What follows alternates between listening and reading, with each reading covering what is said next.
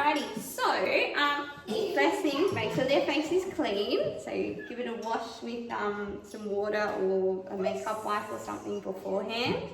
So the first thing I would be doing is putting a primer on because A, they're going to sweat and they're going to have it on for a long period of time. So a primer is just something that makes it like stick to the face basically. So it's almost like a moisturiser. You can rub it in, Alara. Go for it. Rub your face. Good girl. Right over your eyelids as well.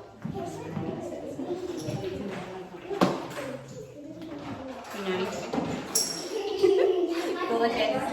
Alrighty, so that's step number one. And then we're going to go, I mean, at this age they probably don't have big bags under their eyes, so they probably don't need concealer. So I'm just going to go for the foundation, but if they're a little bit older, you can always do that. So I like to use a sponge, but you can be using brushes, but they are a little bit streaky. I know there's little foundation like sponge things, those round things, you can kind of like dab it on them. It just takes a little bit longer and kids aren't that patient, so I'm just going to go with the sponge. So just face this way a little bit. So basically,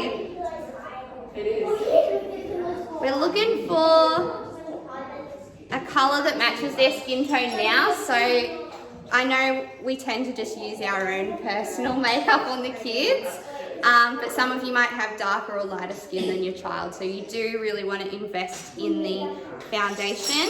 So when you're going around the mouth area, ask them just to like put their lips together. Can you do this?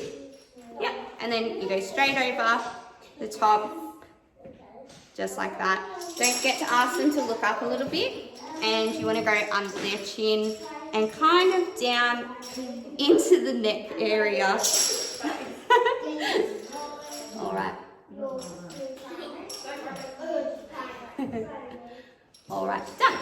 So once that's finished, just let it dry off.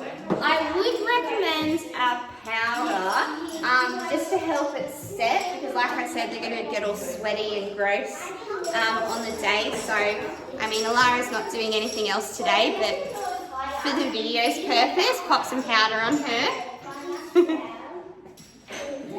All right, beautiful. Take that off. All right, so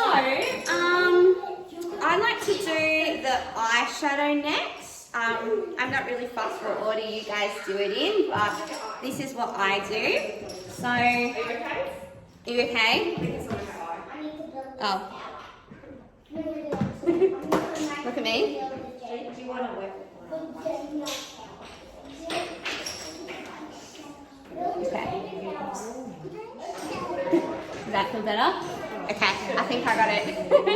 So you're looking for, I'm going to grab mine. We kind of want a darker brown.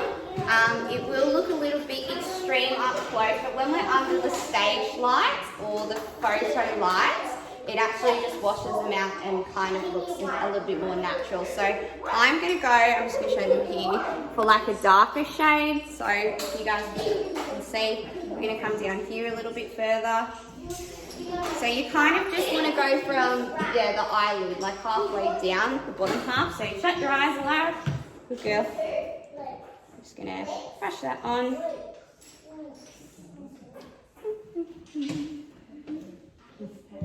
And the other side.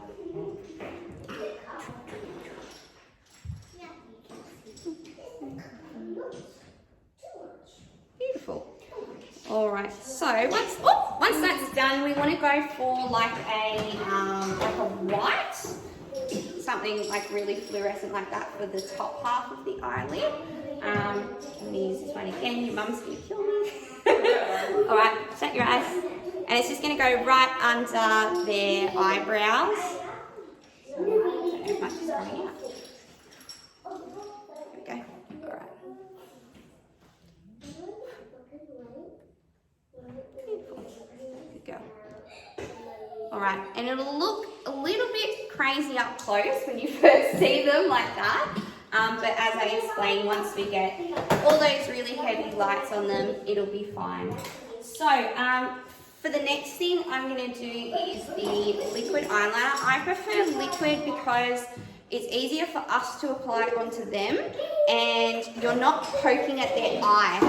So what I mean by that is when you have the pencil, you kind of have to keep drawing at their eye. With the liquid, you can just go and it's done. So what I'm going to get Alara to do is keep her eyes shut, and you can kind of come have a look if you like in a minute. But we want to go from not right on the inside of their eye, about a quarter of the way in, and then we're going to go all the way along the eyelash, and then we're going to do like a little flick out the side, and it elongates their eye, and that's what we want for stage of photography.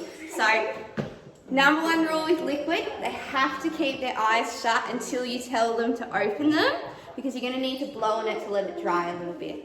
If you open them, you have big black lines up here, and we'll have to start again, okay? So I just kind of wipe it off a little bit. It usually comes out a little bit heavy and thick the first time. Shut your eyes.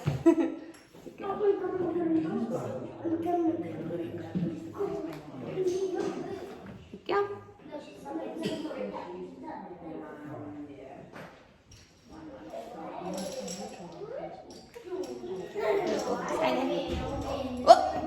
Oh, shut your eyes. Right, you can open them. Alright, so you can see on Alara now, it's kind of just like extended her eyes out that little bit further. And it wasn't too attacking on the kid either. It just was like a nice calm experience. That's where they usually start to freak out, because you're prodding at their eyes and they just kind of squints their face up. So I definitely recommend the liquid. Now, for the younger students like Alara, I wouldn't bother too much about, you know, the underneath of the eye. They're not going to do that. But from maybe like, when they can handle it, maybe like 9 upwards, 10 upwards, they're usually okay to do it themselves, or you can do it on them. But it would just be a matter of getting them to kind of just hold their eye and look up, and then you're painting along the bottom of the eye. You can either do it on the little inside of the eye, or you can draw exactly what we did underneath the eyelashes. It's up to you guys. And from here, I usually do their eyebrows. So obviously Alara is quite fair. Can you look at the camera? Beautiful. So we're just going to draw them in a little bit. Nothing too heavy, but just enough so you can see them.